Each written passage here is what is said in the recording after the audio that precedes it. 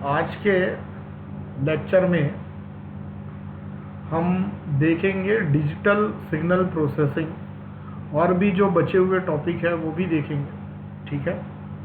और तो digital signal processing है ना, तो जैसा कि नाम से समझ में आ रहा है डिजिटल सिग्नल प्रोसेसिंग, तो ऐसे डिवाइसेस जो डिजिटल सिग्नल को प्रोसेस करने के लिए बनाए जाते हैं या उपयोग में लाए जाते हैं उन्हें डिजिटल सिग्नल प्रोसेसर कहा जाता है, ठीक, सरल शब्दों में, है ना। तो the processor specially design to process digital signal is called, उसे शॉर्ट में डीएसपी कहा जा रहा है ना। प्रोसेसर जिन्हें विशेष रूप से डिजिटल सिग्नल्स को प्रोसेस करने के लिए बनाया जाता है या डिज़ाइन किया जाता है उन्हें डिजिटल सिग्नल प्रोसेसर कहा जाता है, ठीक है। It receive digital signal, perform some mathematical operation,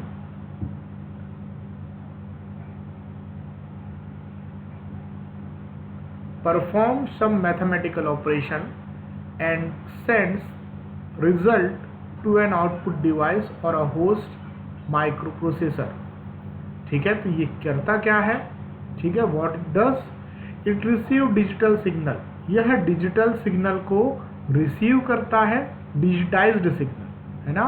it receive digitised signal, यह डिजिटाइज्ड सिग्नल को रिसीव करता है, उस पर कुछ मैथमेटिकल ऑपरेशन परफॉर्म करता है और जो रिजल्ट होता है उसे आउटपुट डिवाइस या एक होस्ट माइक्रो प्रोसेसर को भेज देता है, ठीक है। Most of digital signal processor systems accept analog using ADC, analog to digital converter, process them using DSP and send the result to DA converter और a host microprocessor, ठीक है। तो जो अधिकांश DSP सिस्टम होते हैं वो एनालॉग टू डिजिटल कन्वर्टर का उपयोग करके एनालॉग सिग्नल को एक्सेप्ट करते हैं, ठीक है। एनालॉग टू डिजिटल कन्वर्टर का इस्तेमाल करके एनालॉग सिग्नल को एक्सेप्ट करते हैं, प्रोसेस दैम यूजिंग DSP और डिजिटल सिग्नल प्रोसेसर की सहायता से उसे प्रोसेस करते हैं और रिजल्ट को डिजिटल टू एनालॉग कन्वर्टर या होस्ट माइक्रोप्रोसेसर को भेज देते हैं, ठीक है। तो इसने एनालॉग सिग्नल एक्सेप्ट किया, एनालॉग टू डिजिटल कन्वर्टर का उपयोग करके उस एनालॉग जो सिग्नल होता है उसे डिजिटल सिग्नल में कन्वर्ट करता है और उस डिजिटल सिग्नल को DSP डिजिटल सिग्नल प्रोसेसर की सहायता से प्रोसेस करता है और जो रिजल्ट होता है जो डिजिटल में होता है उसको डिजिटल टू एनालॉग कन्वर्टर को भेजता है और डिजिटल टू एनालॉग कन्वर्टर क्या करेगा, उसे अगेन एनालॉग सिग्नल में कन्वर्ट कर देगा, है ना। या तो उसे डिजिटल टू एनालॉग कन्वर्टर को भेजा जाएगा या एक होस्ट माइक्रो प्रोसेसर, ठीक है। The DSP implementation integration, the DSP implements integration, differentiation, complex, fast Fourier transmission आदि, ठीक है। तो DSP में क्या होता है, डिजिटल सिग्नल प्रोसेसर जो है वो integration, differentiation, complex, fast, foreign transform, ये सारी चीज़ों को भी वो इम्प्लीमेंट करते हैं, है ना, आदि को यूजिंग हार्डवेयर का उपयोग करके ये सारी चीज़ों को भी वो इम्प्लीमेंट करते हैं। तो आप लिख सकते हैं हेडिंग डाल के, DSP इम्प्लीमेंट्स द फॉलोइंग फिर उसमें इंटीग्रेशन, डिफरेंशिएशन और ये सारा आप लिख सकते हैं, है ना। Hardware DSP implements following using the hardware, ठीक है। फिर एक एक करके इसको आप लिख दो। Many companies make DSP chips, तो बहुत सारे जो कंपनी है वो डीएसपी चिप्स बनाती है। उदाहरण के लिए Texas instrumentation TMS3 2025, NEC micro इसका सिंबल होता है, PD7281, मोटोरोला, नेशनल LM, ये है ना। तो ये सारी जो कंपनीज है ये डिजिटल सिग्नल प्रोसेसर के चिप्स बनाती है, ठीक है। Earlier DSP chips also contain analog multiplexer, analog demultiplexer, AD analog to digital converter, digital to analog converter, ठीक है। तो जो पहले के जो डिजिटल सिग्नल प्रोसेसर चिप्स आते थे वो analog multiplexer, analog demultiplexer, analog to digital converter और डिजिटल टू एनालॉग कन्वर्टर आदि को भी कंटेन करते थे, मतलब वो सारी चीज़ें भी उसमें सम्मिलित होती थी। The later DSP chips exclude analog input and analog output section, तो जो बाद में जो डिजिटल सिग्नल प्रोसेसर चिप्स आने लगे उसमें analog input, analog output section को हटा दिया गया, क्योंकि they can be best implemented with different types of technology, क्योंकि इसे विभिन्न प्रकार के टेक्नोलॉजी का इस्तेमाल करके और भी बेहतर ढंग से इम्प्लीमेंट किया जा सकता है। Instead they concentrated on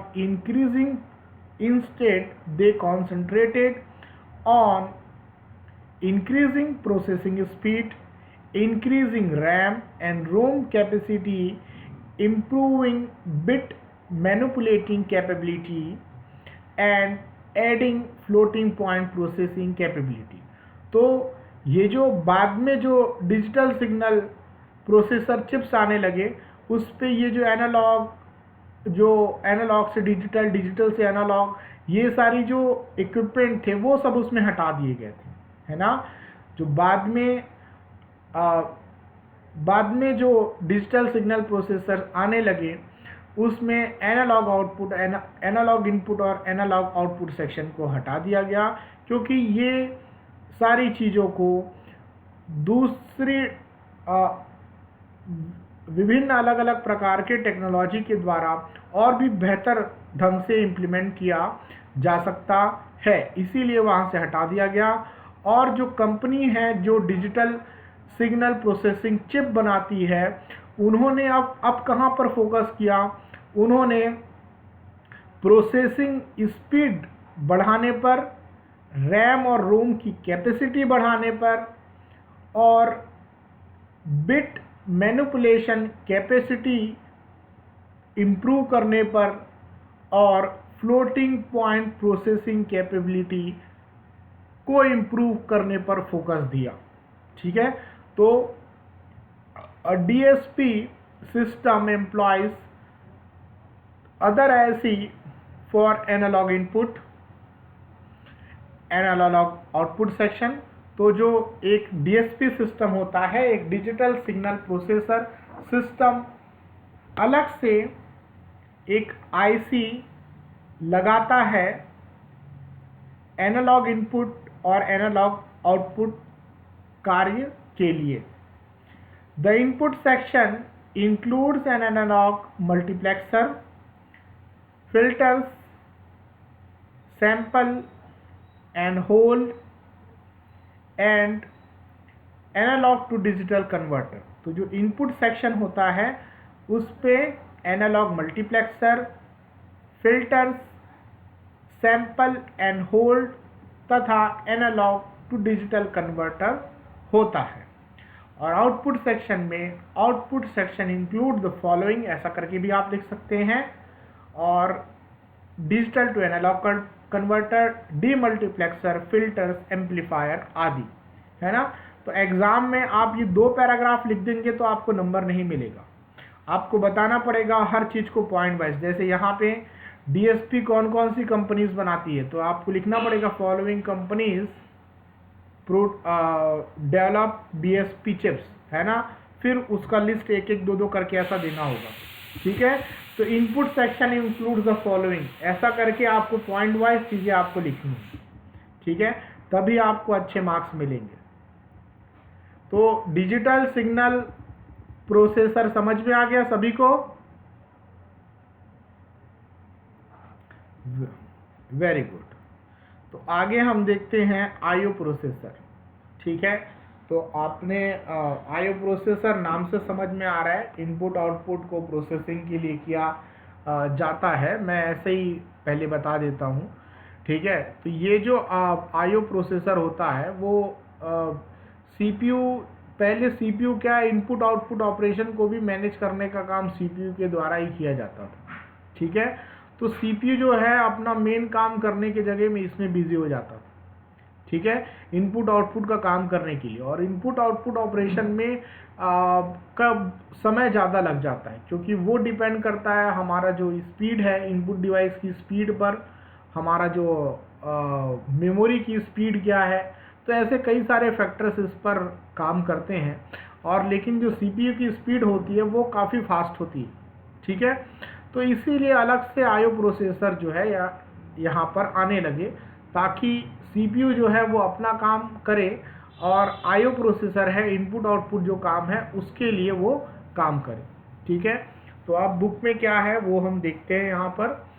a micro controller और a micro processor based system which is used to control the input output device is called IO processor, ठीक है। तो एक माइक्रो कंट्रोलर या माइक्रो प्रोसेसर बेस्ड सिस्टम जिसका उपयोग input output device को control करने के लिए किया जाता है, आईओ प्रोसेसर कहलाता है। तो आईओ प्रोसेसर भी क्या है, एक माइक्रो कंट्रोलर या माइक्रो प्रोसेसर है, प्रोसेसर बेस्ड एक सिस्टम है। मतलब एक समझ लो आईओ प्रोसेसर एक अलग सा एक माइक्रो कंप्यूटर भी आप उसे समझ सकते हैं, ठीक है। It receives CPU, it relieves CPU from the task of input and output operation, है ना। यह सीपीयू को इनपुट आउटपुट ऑपरेशन के कार्य से मुक्त कर देता है। अ modern computer has several IO devices, तो जो आधुनिक कंप्यूटर होते हैं उसमें बहुत सारे आईओ डिवाइसेस होते हैं। Some of them are very fast, उनमें से बहुत सारे डिवाइस बहुत तेज होते हैं। To perform IO operation, IO programs are to be executed, IO operation perform करने के लिए आईओ प्रोग्राम को एग्जीक्यूट करना होता है। The CPU is keep busy in executing IO program, its appreciable time is wasted in it and it gets less time to perform its own task of data processing, ठीक है। यदि CPU input IO programme को execute करने में व्यस्त रहेगा तो उसका महत्वपूर्ण समय इन्हीं कार्यों को करने में वेस्ट हो जाएगा और सीपीयू अपना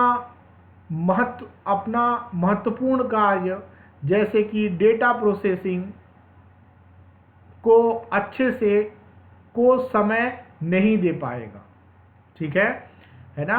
तो बहुत अच्छे से बताया गया है, यदि सीपीयू आईओ प्रोग्राम्स को एग्जीक्यूट करने में अब बिजी रहेगा तो उसका बहुत महत्वपूर्ण समय इसी कार्य को करने में वेस्ट हो जाएगा और उसे उसका खुद का कार्य जैसे कि डेटा प्रोसेसिंग करने के लिए समय नहीं मिल पाएगा या बहुत कम समय मिलेगा। To make a modern computer efficient and faster, important IO devices are provided with the IO processor। ठीक है, इसी वजह से मॉडर्न कंप्यूटर को एफिशिएंट और फास्ट बनाने के लिए महत्वपूर्ण IO डिवाइसेस IO प्रोसेसर के साथ आते हैं। ठीक है, या ये कह सकते हैं महत्वपूर्ण इनपुट आउटपुट डिवाइसेस में IO प्रोसेसर लगे हुए होते हैं। For example a keyboard contains a microcontroller. तो उदाहरण यहाँ पर बताया जा रहा है कि कीबोर्ड है ना, तो कीबोर्ड में एक माइक्रो कंट्रोलर लगा होता है और इसे आप IO प्रोसेसर भी कह सकते हैं, which scan the pressed key and give its ASCII code। है ना, तो वो क्या करता है, कीबोर्ड में जो माइक्रो कंट्रोलर लगा होता है वो स्कैन करता है कि कौन सा की यूजर के द्वारा प्रेस किया गया है और उसके करस्पॉन्डिंग ASCII कोड जो है वो CPU को प्रोवाइड कराता है। The code is stored in the memory of micro controller. और वो जो कोड होता है, स्कैन कोड को माइक्रो कंट्रोलर के मेमोरी में स्टोर किया जाता है। when the certain number of key are pressed or after a certain time interval, the microcontroller interrupt the CPU and send the ASCII code of the pressed keys to the CPU for processing। ठीक है, जब कुछ की press हो जाते हैं या एक निश्चित समय अंतराल के बाद माइक्रो कंट्रोलर CPU को इंटरप्ट करता है और यूज़र के द्वारा प्रेस किए गए कीज के ASCII कोड को CPU को प्रोसेसिंग के लिए भेजता है। एंड अनदर एग्जाम्पल, तो ये एग्जाम्पल समझ में आया कि माइक्रो कंट्रोलर क्या करता है कीबोर्ड वाले केस में। तो कीबोर्ड वाले केस में वो स्कैन करता है कि कौन सा की यूज़र के द्वारा प्रेस किया गया है, उसके करस्पॉन्डिंग ASCII कोड को वो CPU को भेजता है। भेजने से पहले क्या होता है, वो जो ASCII कोड होता है वो माइक्रो कंट्रोलर के मेमोरी में सेव रहता है और जब कुछ नंबर ऑफ कीज प्रेस हो जाते हैं या एक निश्चित समय अंतराल के बाद माइक्रो कंट्रोलर CPU को इंटरप्ट करता है और जो की प्रेस किए गए होते हैं उनके ASCII कोड को CPU को प्रोसेसिंग के लिए भेजता है। ठीक है, समझ में आ रहा है ना। ये एक एग्जाम्पल हुआ। ठीक है, तो यहाँ पर पहले आप बता देंगे ये डेफिनेशन हुआ, फिर उसका काम है ना, उसके काम के बाद फिर यहाँ पर इसका इम्पोर्टेंस क्या होता है ना, फिर उसका एग्जाम्पल। तो एक एग्जाम्पल ये, अब एक दूसरा एग्जाम्पल, तो दूसरा एग्जाम्पल को अलग से शुरू करेंगे। Another example is a laser printer. तो एक दूसरा एग्जाम्पल कौन किसका है, लेजर प्रिंटर का है। It is very fast device, यह बहुत ही तेज डिवाइस है। ठीक है, it uses a micro processor based system. ये एक माइक्रो प्रोसेसर बेस्ड सिस्टम का उपयोग करता है। Intel 960 fast embedded microprocessor is used for this purpose। और इसके लिए Intel 960 एक फास्ट एम्बेडेड माइक्रोप्रोसेसर का उपयोग इस उद्देश्य के लिए किया जाता है।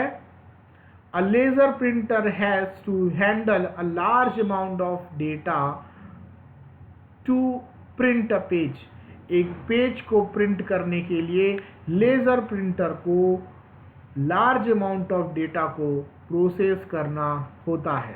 ठीक है, a laser printer has to handle, है ना, हैंडल करना पड़ता है।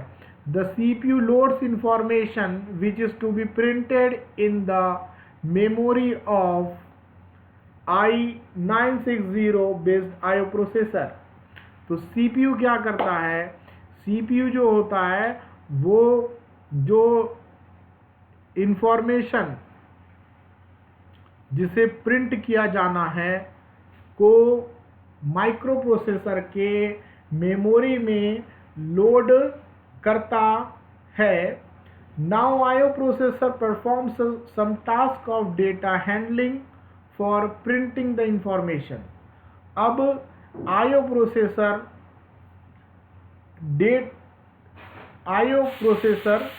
Data the task of data handling for printing the information। तो अब आईओ प्रोसेसर इंफॉर्मेशन को प्रिंट करने के लिए डेटा हैंडलिंग का कार्य करता है। When printing work is over, जब प्रिंटिंग वर्क समाप्त हो जाता है, it interrupts CPU and asks for the more information if any for the printing। और जब पूरा का पूरा पेज जो है प्रिंटिंग का काम खत्म हो जाता है तो ये जो प्रोसेसर होता है वो सीपीयू को इंटरप्ट करता है और उससे पूछता है कि प्रिंटिंग के लिए कुछ और इंफॉर्मेशन है क्या है, अगर है तो भेज दो, मैं फिर से उसे प्रिंट करता हूँ। ठीक है, तो समझ में आया आईओ प्रोसेसर क्या होता है, क्या करता है। ठीक है, तो यहाँ पर कुछ आईओ प्रोसेसर के एग्जाम्पल दिए हुए हैं। एग्जाम में अगर पूछा जाता है तो आप इसे लिख सकते हैं। ठीक है, the general purpose IO processor called universal peripheral interface है ना। तो एक जनरल पर्पस बोला जाए सामान्य उद्देश्य का जो आईओ प्रोसेसर होता है उसे यूनिवर्सल पेरिफेरल इंटरफेस कहा जाता है, जो कि डेवलप किया जा चुका है, जैसे कि UPI 452 है ना। तो ये क्या है, एक यूनिवर्सल पेरिफेरल इंटरफेस है। It is a slave IO processor, यह एक स्लेव आईओ प्रोसेसर है। A slave processor works on direction of the CPU. तो स्लेव प्रोसेसर क्या होते हैं, स्लेव प्रोसेसर ऐसे प्रोसेसर होते हैं जो सीपीयू के डायरेक्शन पर काम करते हैं। And UPI contain interfacing circuit besides a microcontroller. तो माइक्रो कंट्रोलर के साथ यूपीआई इंटरफेसिंग सर्किट भी कंटेन करते हैं। The interfacing circuit connects it to the host CPU. Interfacing circuit इस आईओ प्रोसेसर को होस्ट कंप्यूटर से, होस्ट सीपीयू से कनेक्ट करता है। ठीक है, अब ये जो UPI 452 है उसके बारे में डिटेल में दिया हुआ है।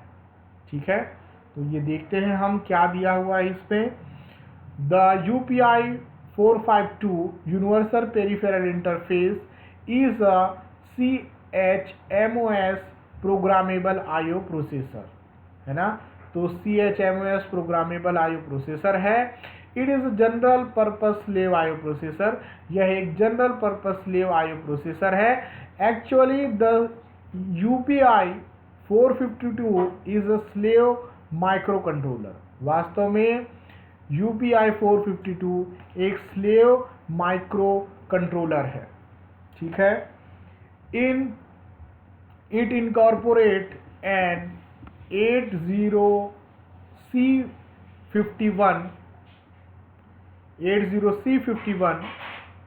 with double program and data memory। ठीक है, तो इसमें क्या क्या रहता है, इट इनकॉर्पोरेट, यह एक 80C51 single chip micro computer के साथ डबल प्रोग्राम तथा डेटा मेमोरी और उसके साथ a slave interface which permits the connection of UPI 452 directly to the host system bus as a peripheral। ठीक है, तो इसमें बहुत सारी चीज़ें इंक्लूडेड है। ठीक है, तो वो क्या क्या है? इनकॉर्पोरेट, ये निम्नलिखित चीज़ों को सम्मिलित करता है, ऐसा करके आप लिख सकते हैं। उसमें पहला है ये single chip microcomputer, double program और डेटा मेमोरी के साथ। फिर दूसरा है यहाँ पर स्लेव इंटरफेस, जो कि UPI 452 को होस्ट सिस्टम बस से as a peripheral direct connect करने के लिए परमिट करता है। First in first out buffer module, एक first in first out buffer module and 2 channel DMA controller and a 5th IO port. तो इतनी सारी चीज़ें इसके अंदर होती है। ठीक है, तो इसे ऐसे लाइन से आपको लिखना होगा। ठीक है, और इसी का डायग्राम आपको नीचे दिखाई देगा। ठीक है, the figure 7.8 shows the functional block diagram of UPI 452। ठीक है, इसका फंक्शनल डायग्राम आपको यहाँ पर दिखाई दे रहा है। इट्स मेन फीचर इंक्लूड्स, है ना, तो इसमें मेन फीचर में आप देख सकते हैं 256 cross 8 bit internal RAM, 8 KB रोम या फिर 8 KB EPR रोम, इसे भी आप लिस्ट आउट कर सकते हैं पॉइंट वाइज।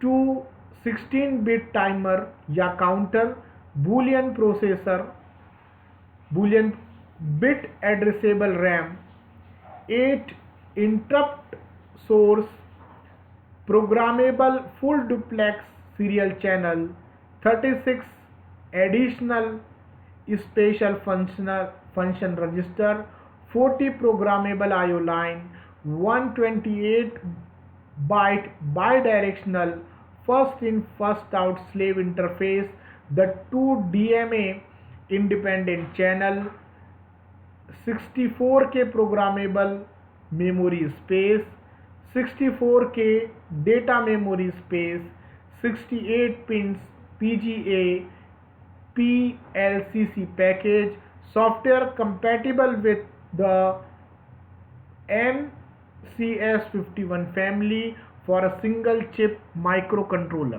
तो ये सारी चीज़ें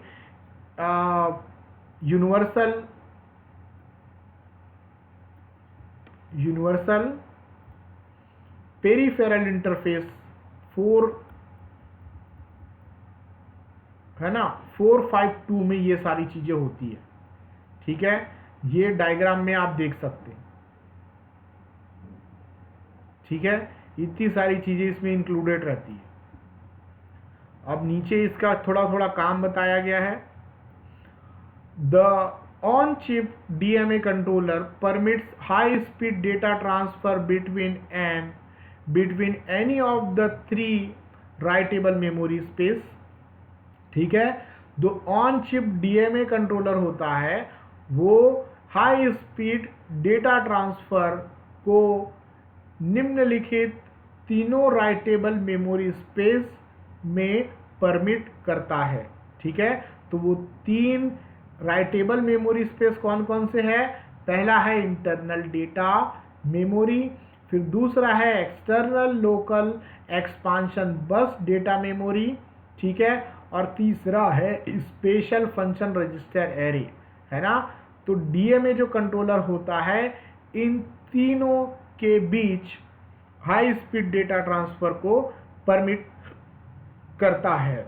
the special function register array, है ना, तो ये जो स्पेशल फंक्शन रजिस्टर एरे है उसका क्या काम है यहाँ पे बताया जा रहा है। The special function register array is treated as a set of unique dedicated memory address. ठीक है, ये जो स्पेशल फंक्शन रजिस्टर एरे है उसे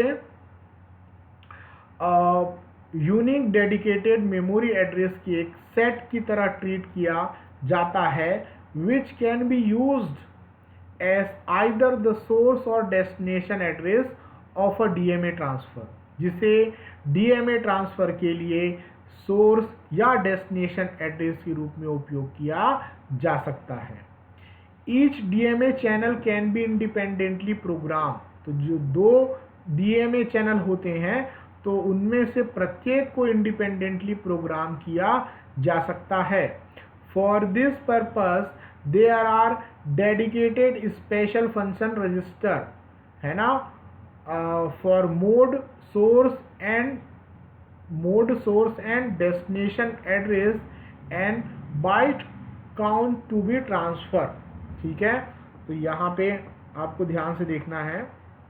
इस उद्देश्य के लिए, फॉर दिस पर्पस, इस उद्देश्य के लिए there are dedicated special function register, इस उद्देश्य के लिए डेडिकेटेड स्पेशल फंक्शन रजिस्टर्स हैं जो कि मोड, सोर्स या डेस्टिनेशन एड्रेस तथा बाइट काउंट को ट्रांसफर करने के लिए उपयोग में लाए जाएंगे। ठीक है, for this purpose there are dedicated special function registers for mode, source and destination address and byte count to be transfer, है ना। इन सभी चीज़ों को ट्रांसफर करने के लिए स्पेशल फंक्शन रजिस्टर्स हैं। ठीक है, अप टू, इसमें यहाँ पर जो 64 KB जो मेमोरी यहाँ पर बताई गई थी आपको, यहाँ पे आप देखेंगे 64 KB मेमोरी था कहीं पे, है ना, इसमें अभी दिख नहीं रहा है। ये देखो 64 के प्रोग्राम मेमोरी स्पेस है ना, और 64 के डेटा मेमोरी स्पेस है।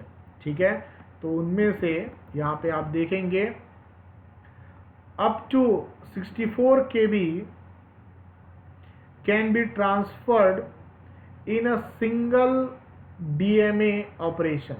ठीक है, सिंगल DMA ऑपरेशन में 64 KB तक का डेटा एक बार में ट्रांसफर किया जा सकता है। ईच DMA चैनल में operate in either block mode और डिमांड मोड। ठीक है, तो जो अलग अलग चैनल है, DMA चैनल है, वो ब्लॉक मोड या डिमांड मोड दोनों में से किसी एक पर ऑपरेट कर सकते हैं। ठीक है, तो अब जो ब्लॉक मोड में क्या होता है वो यहाँ पर बताया जा रहा है। In block mode data transfer there are two technique. अब ब्लॉक मोड में भी डेटा ट्रांसफर के दो टेक्निक हैं। पहला है बस्ट मोड और अल्टरनेटिव साइकिल मोड। ठीक है, तो बस्ट मोड में क्या है, in burst mode processor halt its execution and DMA transfer take place. तो बस्ट मोड में जो प्रोसेसर होता है वो रुक जाता है और उस समय DMA ट्रांसफर जो है वो परफॉर्म किया जाता है। ठीक है, अब दूसरा है अल्टरनेटिव साइकिल मोड। तो अल्टरनेटिव साइकिल मोड में mode DMA cycle and instruction cycle can take place alternatively. ठीक है, तो अल्टरनेट साइकिल मोड में DMA साइकिल और इंस्ट्रक्शन साइकिल दोनों अल्टरनेटिवली परफॉर्म किए जाते हैं। ठीक है, मतलब एक के बाद एक जो है वो होगा। ठीक है, तो ये था ब्लॉक मोड में डेटा ट्रांसफर। ठीक है, अब दूसरा है डिमांड मोड। ठीक है, तो ब्लॉक मोड समझ में आ गया आपको। ठीक है, तो ब्लॉक मोड में एक में क्या होता है कि एक में जो है वो रुक जाता है, जो प्रोसेसर है वो रुक जाता है और उसके बाद DMA ट्रांसफर जो है वो परफॉर्म किया जाता है। और अल्टरनेटिव साइकिल मोड में DMA साइकिल और इंस्ट्रक्शन साइकिल दोनों अल्टरनेटिवली चलते हैं। ठीक है, अब अगला आता है the demand mode data transfer. ठीक है, तो डिमांड मोड डेटा ट्रांसफर जो है वो भी दो प्रकार का है, ठीक है। पहला है फर्स्ट इन फर्स्ट आउट और सीरियल चैनल डिमांड मोड, है ना। फर्स्ट इन फर्स्ट आउट, इसे सीरियल चैनल डिमांड मोड भी कहते हैं, और दूसरा है एक्सटर्नल डिमांड मोड, ठीक है। तो दोनों को एक एक करके देखते हैं। In demand mode DMA transfer take place when it is demand. तो डिमांड मोड में क्या होगा, डीएमए ट्रांसफर तभी होगा जब इसे डिमांड किया जाएगा। A demand can be accepted from an external device, है ना, through an external interrupt pin और from either the serial channel और आईओ फ्लैग, ठीक है। तो ये डिमांड को एक्सटर्नल डिवाइस या सीरियल चैनल या इनपुट आउटपुट फ्लैग के द्वारा एक्सेप्ट किया जा सकता है, ठीक है। In this case DMA transfer can be synchronized to an external device, comma first in first out और अ सीरियल पोर्ट, ठीक है। तो ये जो डीएमए ट्रांसफर है वो उसे एक्सटर्नल डिवाइस या फर्स्ट इन फर्स्ट आउट या सीरियल पोर्ट से सिंक्रोनाइज किया जा सकता है, ठीक है ना। तो ये जो है एक जो ये था, इसकी वर्किंग यहाँ पर बताई गई है। एग्जाम में जितने नंबर का पूछा जाता है उसके हिसाब से आपको लिखना है, ठीक है। तो ये आईओ प्रोसेसर के बारे में था। आईओ प्रोसेसर का छोटा छोटा एग्जाम्पल यहाँ पे बताया गया था। ये कीबोर्ड में कैसे काम करता है, जो लेज़र प्रिंटर में कैसे काम करता है वो बताया गया। और फिर ये जो है यूनिवर्सल पेरिफेरल इंटरफेस, उसके बारे में यहाँ पे बताया गया है, और वो भी आईओ प्रोसेसर का ही पार्ट है, ठीक है ना। उसमें से एक का हमने एग्जाम्पल देखा, किसका, UPI 452, ठीक है। उसके बारे में हमने डिटेल में अध्ययन किया यहाँ पर। अब दूसरा जो होता है वो है UPI 4142, ठीक है। ये 41 और उसके बाद है 42, ठीक है। तो ये क्या है, इसके बारे में थोड़ा सा जानकारी यहाँ पर दिया हुआ है, ठीक है। There are general purpose universal peripheral interface to control the IO devices. IO devices को कंट्रोल करने के लिए general purpose universal peripheral interface उपलब्ध है, ठीक है। They are essentially slave microcontroller with interface include on the chip, ठीक है।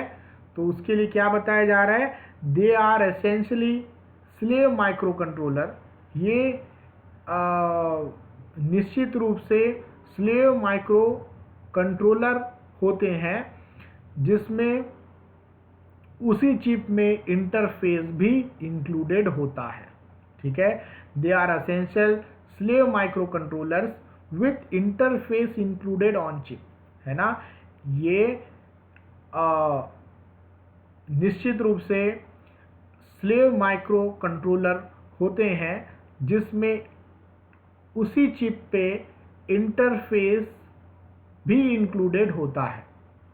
दे कंटेन माइक्रो कंट्रोलर, है ना। ये क्या क्या कंटेन करते हैं ये बताया गया है। They contain micro controllers 8041AH, 8042AH, 8741AH और 8742AH, ये सारे माइक्रो कंट्रोलर को कंटेन करते हैं।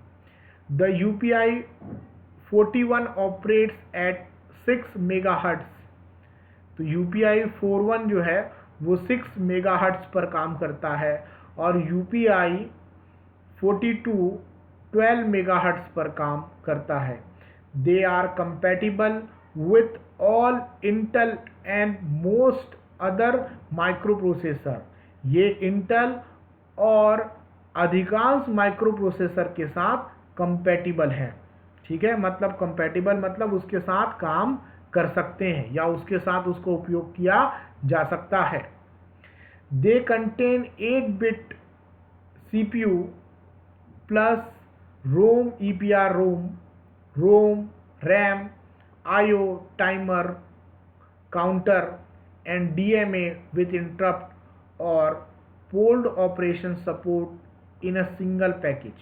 ठीक है, तो ये जो डिवाइसेस हैं, ठीक है, यूपीआई इंटरफेस जो है, यूनिवर्सल पेरिफेरल इंटरफेस है, ये क्या क्या कंटेन करते हैं इसकी लिस्ट आप बता सकते हैं। दे कंटेन द फॉलोइंग, क्या क्या कंटेन करते हैं, 8 बिट सीपीयू, ठीक है, और उसके साथ रोम या ईपीआर रोम, फिर दूसरा रैम, फिर आईओ इनपुट आउटपुट, फिर टाइमर, फिर DMA direct memory address with interrupt और polled operation supported in a single package. एक सिंगल पैकेज में ये सारा कुछ कंटेन करते हैं। ठीक है, यूपीआई 42 हैज़ 8042AH और 8742AH माइक्रो कंट्रोलर। ठीक है, तो इसमें ये होता है, क्वामा दिया हुआ है, नहीं डॉट लगा हुआ है। यूपीआई 41 कंटेन 4041AH और 4741AH माइक्रो कंट्रोलर। तो इसमें क्या है और इसमें क्या है ये यहाँ पे बताया गया है, कौन कौन सा, किसमें कौन सा माइक्रो कंट्रोलर लगा है, किसमें कौन सा माइक्रो कंट्रोलर लगा है। रोम और EPROM in a different version are shown below. तो जो रोम और ईपीआर रोम की स्थिति जो है वो अलग अलग में अलग अलग होती है, जो यहाँ पर बताया गया है। ठीक है, 42 जो प्रोसेसर होता है, 8042AH जो यूपीआई डिवाइस है, उसमें 2 KB का रोम होता है और 256 बाइट का रैम होता है। ठीक है, तो ये क्या क्या किसमें किसमें होता है ये दिया गया है।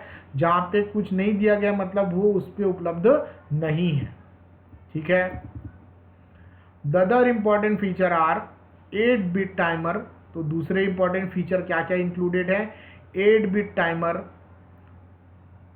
18 programmable IO line, 18 programmable IO line, 1 8-bit status and 2 data register for asynchronous slave to master interface, expandable IO, synchronous mode available over 90 instruction है ना, 90 इंस्ट्रक्शन है। Intelligent programming algorithm available in 40 lead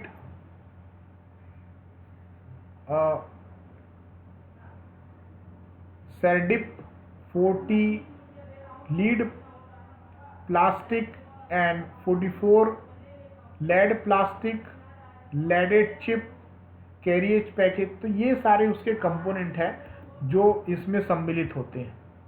ठीक है, तो इसमें याद करने की ही चीज़ें ज़्यादा है, काम क्या है वो तो पता है, तो इसमें ज़रूरी नहीं इतना पूरा याद करो, थोड़ा थोड़ा आप इसमें से याद कर सकते हैं। ठीक है, तो आज के लिए इतना काफ़ी है और ये बड़ा साफ सा स्कैन हुआ है और आपको मैं भेज भी दिया हूँ। ठीक है, अभी अटेंडेंस ले लेते हैं और इसे मैंने रिकॉर्ड भी किया है ताकि आप इसे बाद में सुन पाएँ। ठीक है, अभी ये मैं स्टॉप कर देता हूँ।